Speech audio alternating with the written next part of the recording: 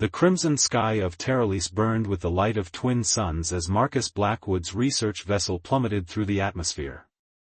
Warning alarms screamed around him as he fought the controls, the ship's systems failing one by one. Mayday! Mayday! Earth Science Vessel Horizon requesting emergency assistance. His transmission disappeared into static. No one was listening. No one would come. The impact threw him against his restraints, knocking the breath from his lungs. When consciousness returned, Marcus found himself hanging upside down, blood trickling along his temple. The crash had torn the vessel in half, scattering debris across an alien plain of azure grass. Perfect, he muttered, releasing his harness and falling awkwardly to what had been the ceiling. Stranded on an uncharted planet with half a ship and no comms. He gathered what supplies remained, his research kit, emergency rations, a portable analyzer, and stepped through the jagged tear in the hull. The air was thinner than Earth's but breathable. His analyzer confirmed no immediate toxins.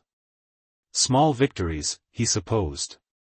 A sound like breaking glass echoed from beyond a nearby ridge. Marcus hesitated, then followed it. Caution warred with curiosity. The scientist in him couldn't resist. What he saw froze him in place. A humanoid figure crouched behind a fallen tree, aiming some kind of bow at three larger creatures. Her skin was the pale blue of Earth's Arctic ice, marked with luminescent patterns that pulsed with her rapid breathing. Four-fingered hands steadied her weapon as she fired at her pursuers. The arrow struck one attacker, who collapsed with an inhuman shriek. But the others advanced. The female warrior reached for another arrow, her quiver was empty. Marcus didn't think. He grabbed a metal strut from his ship's debris and charged. The element of surprise gave him one advantage as he swung at the nearest creature. It turned, revealing reptilian features and eyes like molten gold. Marcus struck again, driving it back. The alien woman seized the moment, leaping forward with a blade that seemed to materialize from her wrist. She dispatched one creature with practiced efficiency, while Marcus kept the other at bay until she could finish it. In the sudden silence, they faced each other. Her eyes, vertical pupils in irises the color of amethyst, assessed him with equal parts suspicion and fascination. She was tall, nearly matching his 6-foot frame, lithe but powerful. The luminescent markings on her skin dimmed slightly as her breathing steadied. Marcus raised empty hands. "I mean no harm." He tapped his chest. "Marcus." She tilted her head, studying him, then mimicked the gesture. "Elara." Her voice had a musical quality, the syllables flowing like water over stones. Their primitive introduction was interrupted by distant howls, more pursuers approaching. Elara gestured urgently toward a forest of spiral-shaped trees, then retrieved her arrows from the fallen creatures. Marcus hesitated only briefly before following. Whatever conflict existed on this world, he had just chosen a side. They ran together through the strange forest, ducking under branches that seemed to reach for them. Occasionally, Elara would stop, press her hand to the ground, then change direction. Marcus realized she was tracking, or avoiding, something. Night fell with alarming speed on Terralis, the transition from day to darkness taking mere minutes.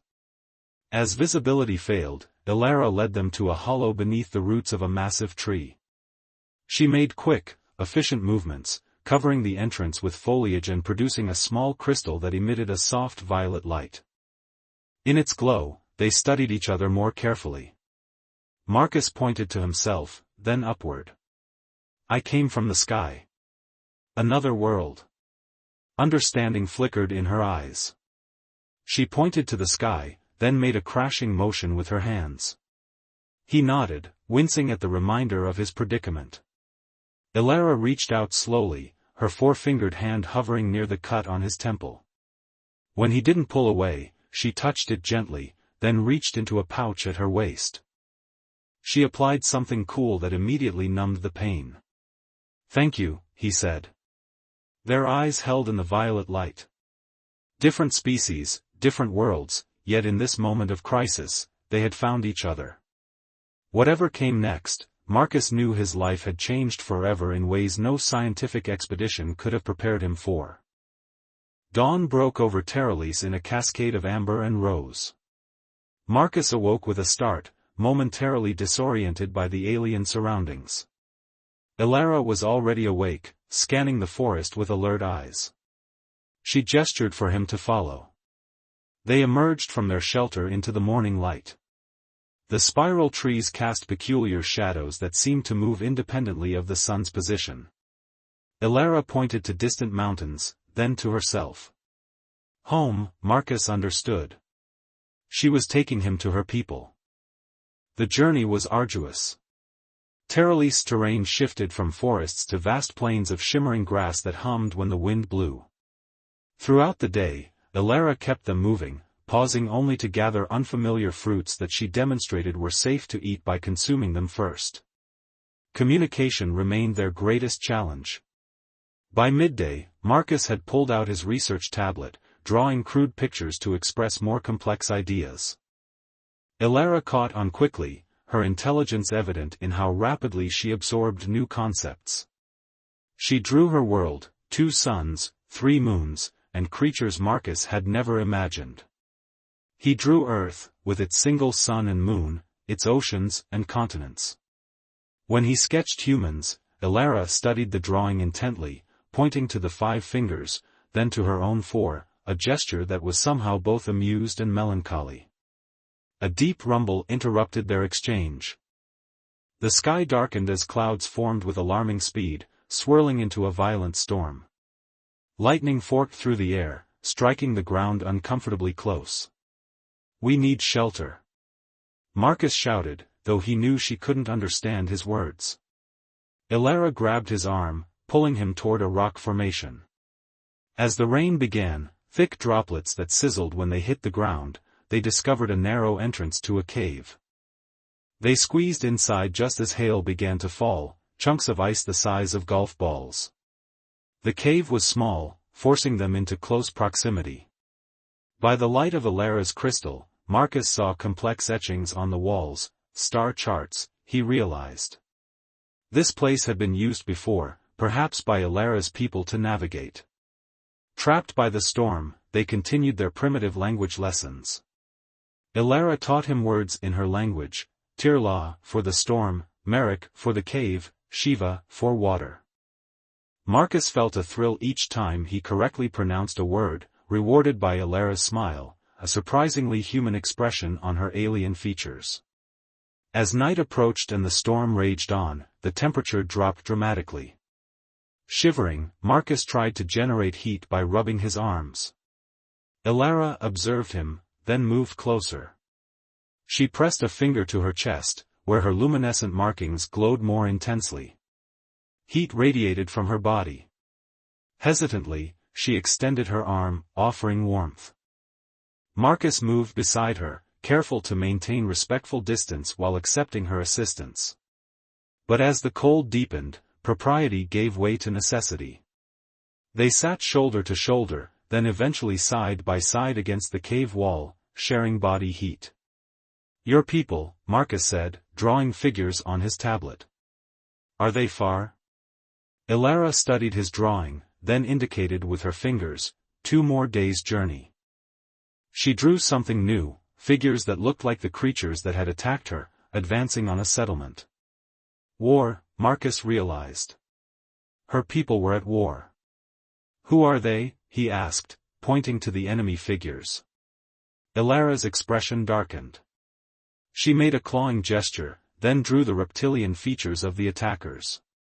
"Vexkar," she said, the word sounding like a curse in her melodic language. The revelation shifted Marcus's understanding.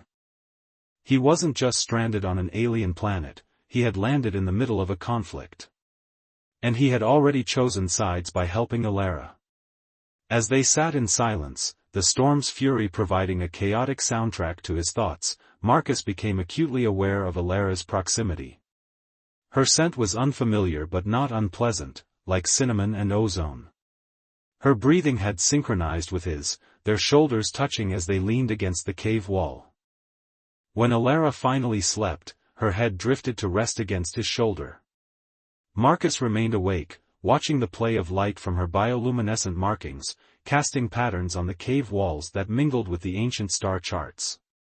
He was a scientist who had come to study a world, not become entangled in its conflicts or its people.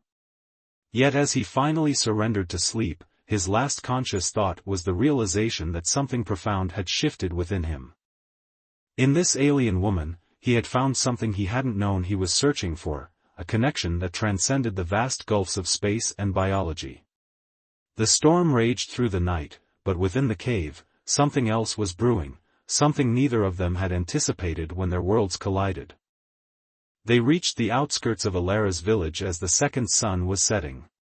Marcus had expected primitive dwellings, but Alara's home was a marvel of organic architecture, structures that seemed to grow from the living rock of the mountainside, connected by bridges of woven material that glowed with the same bioluminescence as Alara's markings. But the beauty was marred by signs of conflict. Defensive barriers had been erected around the perimeter. Warriors similar to Alara patrolled with weapons ready. Many buildings showed damage from recent attacks. Their arrival caused an immediate stir. Alara's people, the Lasari, she had taught him to say, surrounded them with a mixture of curiosity and suspicion. Marcus was the first human they had ever seen. An older Lasari with elaborate markings approached. Alara spoke rapidly, gesturing to Marcus and then to the sky. The elder studied Marcus intently before addressing him in halting, accented English. "You, come, stars?" he asked. Marcus's surprise must have shown on his face because the elder made a sound like chiming bells, laughter, he realized. "I am Thorin," the elder said. "Long ago, other visitors left knowledge. Language. Previous contact with aliens explained much. Perhaps Earth wasn't the only planet the Lasari had encountered. Thorin brought them to a central chamber where a council awaited. Through a combination of Thorin's limited English and Alara's translations, Marcus learned the dire situation. The Vexkar, a reptilian species from a neighboring world, had been raiding Lasari settlements for resources. Recent attacks had grown more organized, suggesting preparation for a full-scale invasion. "They come soon," Thorin said gravely. 3 days. Many warriors. Marcus studied the Lasari weapons, effective for hunting and small skirmishes but inadequate against a coordinated assault. An idea formed in his mind.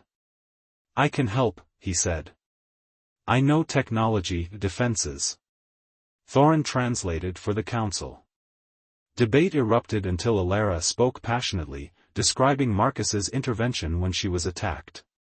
Her endorsement seemed to sway the council. "Show us," Thorin said. Over the next 2 days, Marcus worked tirelessly alongside the Lasari.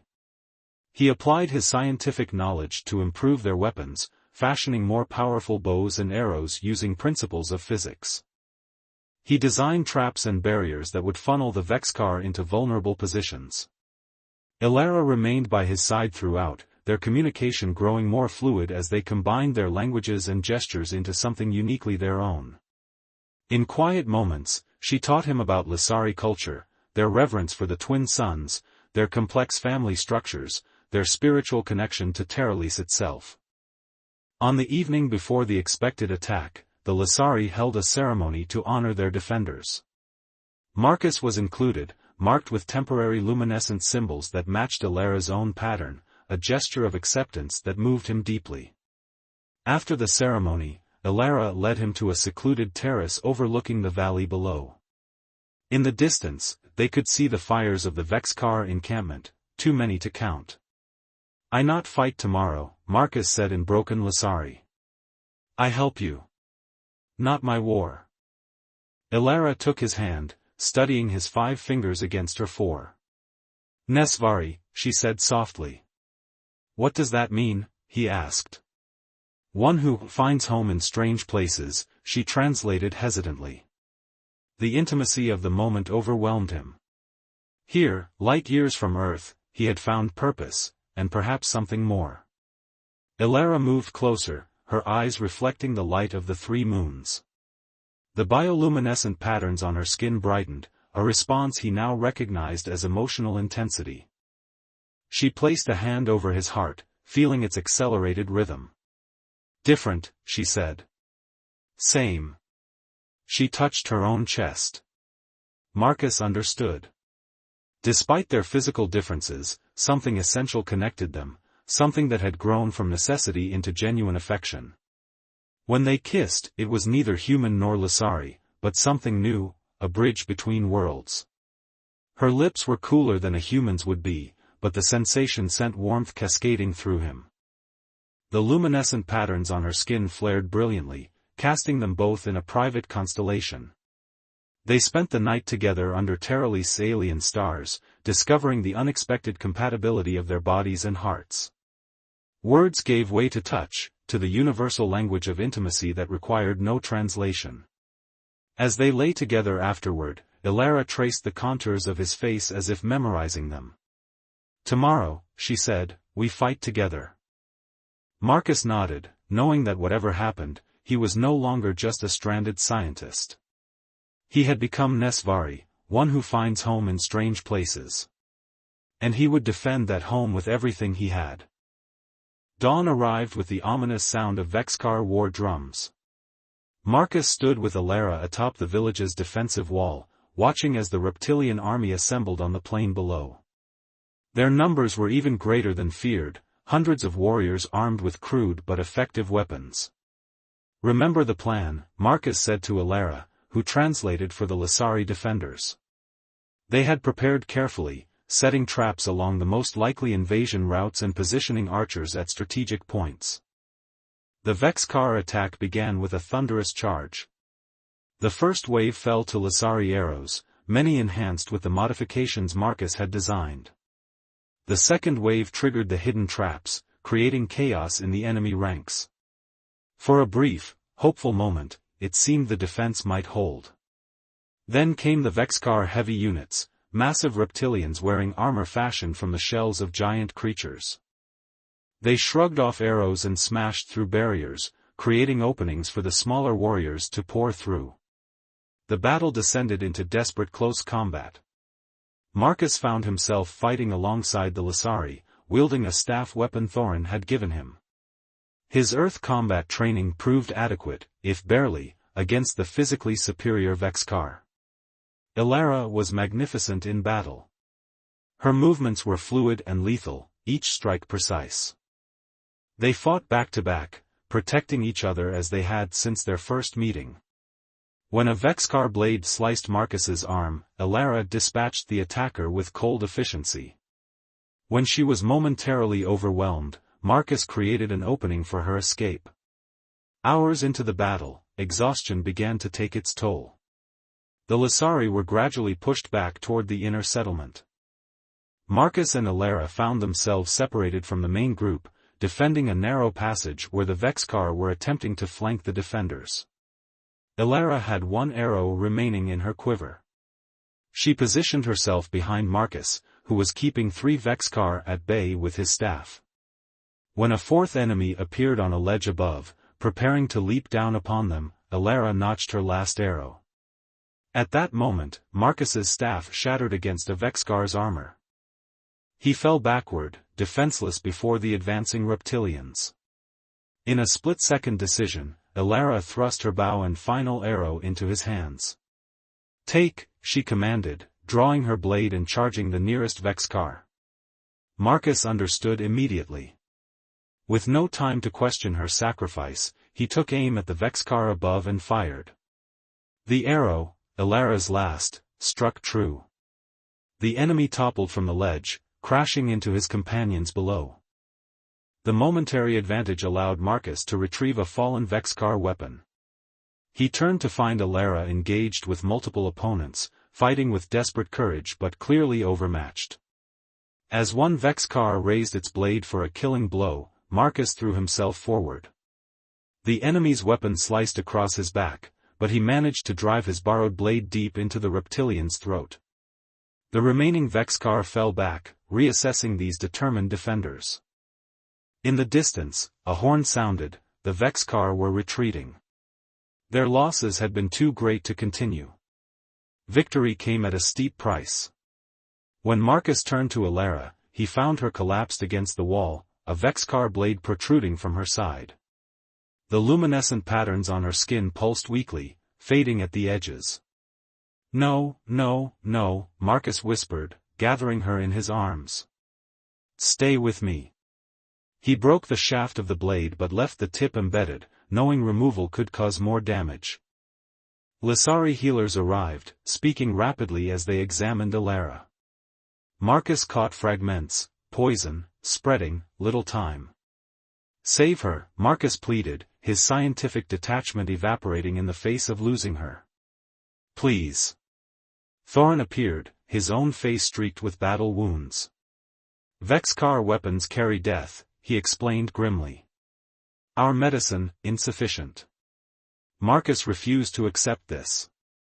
"My ship," he said suddenly. "My medical supplies. Earth medicine might work differently." Without waiting for approval, he gathered Alara in his arms and began the journey back to his crashed vessel, Thorin and 2 healers following. Each step was agonizing, for him because of his own wounds, for Alara because movement accelerated the poison spread.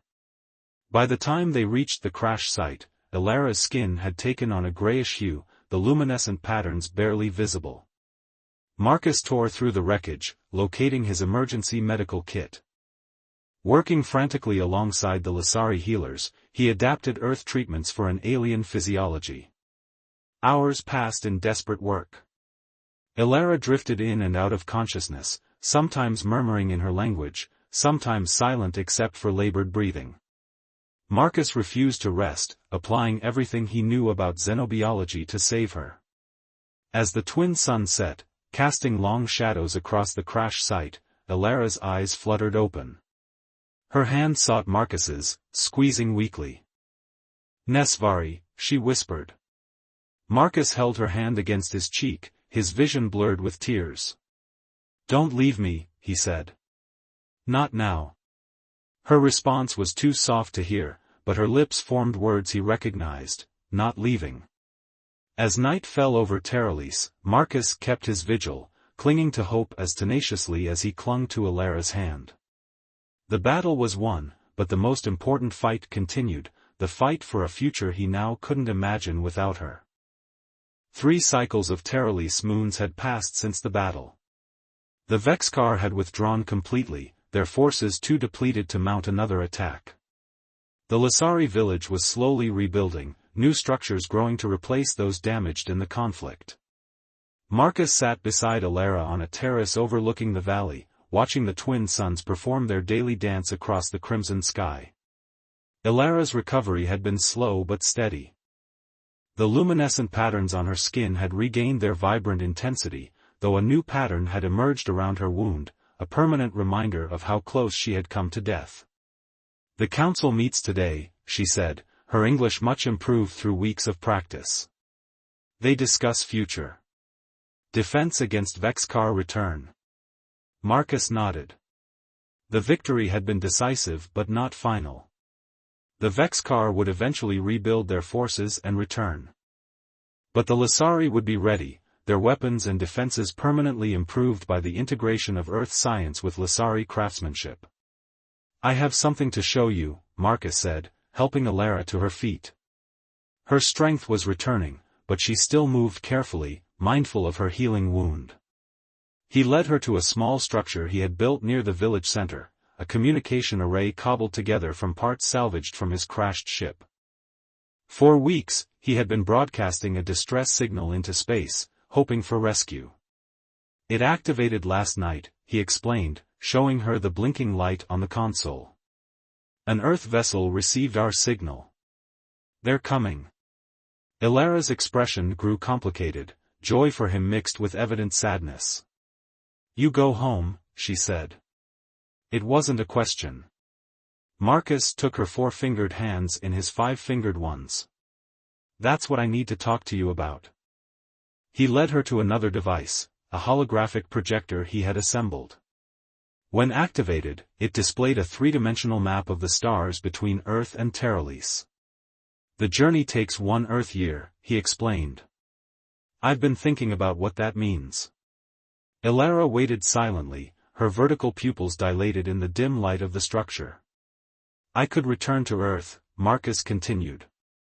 Resume my research, publish my findings about Terralis. Become famous, probably. He smiled ruefully. Or I could stay. Stay? Elara's voice held cautious hope. The Lasari need what I know, he said. And I need. He struggled to find the right words. I need what I've found here. With you. The luminescent patterns on Elara's skin brightened with emotion. But your world. Your people. My people will come, Marcus said. Not just for rescue, but for contact. For exchange of knowledge. He gestured to the star map. This isn't an ending, it's a beginning. Earth and Terralis. Humans and Lasari. Understanding dawned in Elara's expression. You would be bridge. We would be the bridge, Marcus corrected. Together. He reached into his pocket and withdrew a small object, a ring he had crafted from metal salvaged from his ship, inlaid with bioluminescent crystal donated by Thorin. It glowed with the same pattern as Elara's skin. On Earth, we have a tradition, he explained, holding up the ring. When two people want to build a life together, they exchange symbols of their commitment. Elara's eyes widened. Like Lasari soul binding. Marcus nodded. I don't know what challenges we'll face. Our biologies are different. Our cultures are different. But I know this, when you gave me your last arrow, you weren't just saving my life. You were offering me your trust. Your future. He took a deep breath. I want to offer you mine in return. Elara took the ring, examining its craftsmanship with wonder. Then, to Marcus's surprise, she removed one of her own adornments, a delicate chain of woven fiber that held a crystal pendant. She placed it around his neck. In my tradition, she explained, we bind our life energy to another's. The pendant began to glow, matching the pattern of her own luminescence. Now, part of me is always with you. Marcus slipped the ring onto her finger, it fit perfectly on the third of her 4 digits. As it settled into place, the crystal's glow intensified, responding to her emotional state. The rescue ship arrives in 27 days, Marcus said. We have until then to decide what message to send back to Earth with it. Elara leaned forward, resting her forehead against his in a gesture that had become their own unique expression of intimacy. I know message already, she said. 2 worlds, 1 future. As the twin suns of Terralis set beyond the horizon, casting the landscape in shades of amber and violet, Marcus embraced the alien woman who had become his unexpected destiny. Their journey had begun with a desperate gift, her last arrow placed in his hands. Now they stood at the threshold of something greater, a bridge between worlds, a love that defied the vast distances of space and the differences of biology. Whatever challenges awaited them, they would face them together, human and Lasari, united by choice rather than chance, by love rather than necessity. And somewhere in the vast tapestry of stars stretching between Earth and Terralis, a new story was being written, one arrow at a time.